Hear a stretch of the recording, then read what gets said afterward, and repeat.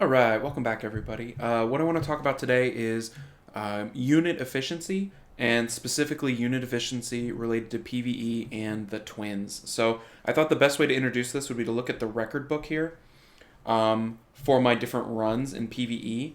So looking at the Giants run, I don't know if you can see it up there, but I've got 3 twins in it. It's my fastest run, and it's 32 seconds. Then you move down to the Dragons. I have 3 twins in it. It's my fastest run, 40 seconds.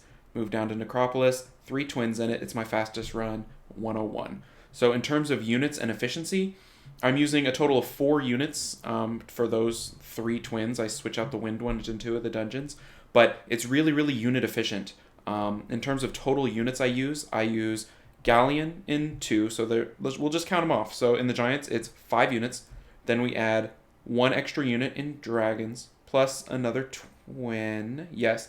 So 5, 6, 7, and then we go down to Necro, 7, 8, 9 with COLLEEN, 9 units, 3 dungeons. So, I mean, you could do it in 15 would be the most, but 9's pretty efficient for all 3 different types of content. So we're going to dig into those 3 dungeons today and talk about why they work and what's going on exactly. But I also want to look at the raids and the Rift Beasts. The Rift Raid, I don't really use the twins. I have a plan to use them there, but they're not quite ready. But look at the Fire Beast. 2 twins, Ice Beast, 2 twins, Wind Beast, 2 twins, Light Beast, no, haven't done it yet, but Dark Beast, 2 twins. So that's pretty unit efficient for all those raids, and the twins are just getting it done. And in terms of Fire Beast and Ice Beast, I mean, we kind of blew my record away for auto. I mean, it was gross, so I was pretty happy with them. So my goal for rune removal was to make the twins work everywhere, and I'd say it's been pretty successful. So we're going to run through all 3 dungeons with the twins. I don't think this is what I use. I have Theo in there right now, just because, but I'm going to put in the Wind Twin, because that's what I used on my record time. Where is she? Being prepared is hard. Okay, and sometimes I use the Fire Twin here also, even though it's elemental disadvantage, because it does a good job on the waves. The Wind Twin's a little more reliable and safe, so let's do it. So for me, PvE is such a...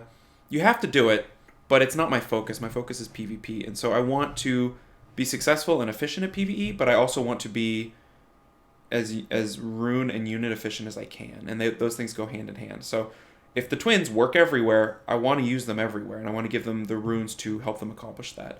And when I originally did my twin video a couple months ago, I kind of threw on runes that were just sitting in storage, and I don't feel like I maxed them out and kind of unleashed their true potential. And that was pre-nerf. Now they've been nerfed down, and they still, I think, are really, really good. Like, none of these have skill ups. Like, think about using, 3 to 4 unskilled up monsters in most forms of PvE content. That's pretty crazy that they're that good. It used to be you brought Teo for this, and you brought Chilling for that, and a Lich for Necro, that sort of thing. And you could still do that and maybe really min-max it, but why? Why not be as efficient as possible? So this run was 53 seconds. Not the fastest I've ever had, but not bad. Let's go into Dragons. We're just going to run all 3, just so you can kind of see them in work. I don't believe this Dragons team has failed. If it has, I don't remember. But it's super, super safe. And the way I kind of evaluate safety of Dragons is what's going on with the Dragon when he dies. And oftentimes, the Dragon will die with no immunity up and with his bar somewhere around 75%. So he doesn't even threaten the team, which is really, really nice. I haven't seen it have any trouble with this stage here, the mini-boss stage. It just, like, I want to say it was Bagel. It just deletes. They just delete stuff. Like, things don't live against the twins. Because in reality, I've got 5 monsters, but each time one of my twins goes, I get a double turn, basically. It's like a violent proc, automatic. So let's look at what it does to the dragon. So we got the defense break off of the twin. We didn't get the attack buff. But that one that buffed herself. And then when the water ones start hitting, they just crush at the end because they do 50% more damage. And they just murder the dragon. Look at his attack bar. Under half. And he's dead. Like, that's a really low threat situation to have the dragon in. So 51 seconds. Not my fastest time because Galleon kind of derped. And we derped a little bit on the mini-boss. But 51 seconds, super safe. Very, very acceptable. Nope. But nice. Alright. Let's go into Necro. Yeah, I guess we'll do that, huh? Alright, so this is what I run in Necro. And I've got Huahi, but she's not skilled in her heal, so I like COLLEEN a little bit better. So let's do it. There's a couple reasons why I use certain units here, and we'll dig into that in a little bit. But the cowgirl, the light cowgirl, I think is pretty important. Sorry, guys. Excuse me. The light cowgirl is a damage soak because everything's dark here that's a threat. And so I've got her a little bit tanky to soak some damage. It kind of ensures that they don't randomly nuke down my twins because they're pretty squishy. So having that light tanky monster is helpful. And the light cowgirl is, you know, phenomenal for this dungeon. I mean, I don't have any complaints. So it works pretty well. So I really like her in here. I've played around with, you know, putting a Perna lead. I've played around with a Lucian lead. And it's not quite as safe. The Lucian lead needs Vamp, and then they start targeting twins randomly. And the Perna lead's okay, but not as good for the boss. The cowgirl's just really, really good for the boss. It gives me that slow that I really don't have otherwise. The Wind Chakram, I believe is the name of it. The Wind Chakram is very unique in this dungeon, and I think is what makes the runs fast. I've tried the Water Chakram, which I also have, which you would think would be better because it would nuke harder at the end of the life for the Necro boss. But the Wind Chakram is way better for the waves because it makes the water boomerang. I'm trying to make sure I say all these names right. It makes the water boomerang ignore the damage reduction effects of the golems, which is really solid.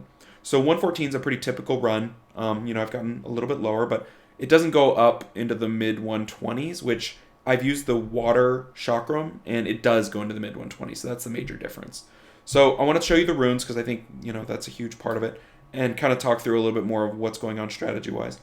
So when I optimized these monsters, I made the Water Boomerang the best runed unit I could because she goes with everything. I only have one Boomerang. I don't have the Fire one. I don't have the Wind one. So to make any of this go, she has to be a part of it. So she's on Blade, but basically broken set. Attack. Ooh, I could buff that up a little bit. Crit damage. Attack. That used to be on my Perna. That's a good rune. And then obviously that's a good rune. I mean, all the runes are good, right? They're not all maxed, but they're all really, really good runes. But no skills. But I want her at 100% because I don't want to have to rely on elemental advantage in Necro and Giants, and then as well on the Rift Beasts. I don't want to rely on that. So I want them all as close to 100%.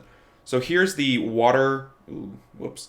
Here's the water Chakram. Though that can't get any better because she can't get attacked, so it's just going to be like accuracy or flat stat or something. But she's on broken, but double blade attack, crit damage, attack, and obviously maybe I should max that. That seems reasonable. So that's something I'll need to do. But comparing the stats, you can see that this girl got a little more love and the crit damage, you know, that sort of thing. So that's kind of going on. And I figured right around 170 was plenty with attack, crit damage, attack. Not too slow, but still will have, you know, decent enough speed for the dragon to kind of mix it up in there. So those are those two. Let's look at the fire one. And the fire one, I think, is the most autonomous of them. I used her in Special League to get G2 just by herself for the speed lead. It's pretty great for Arena.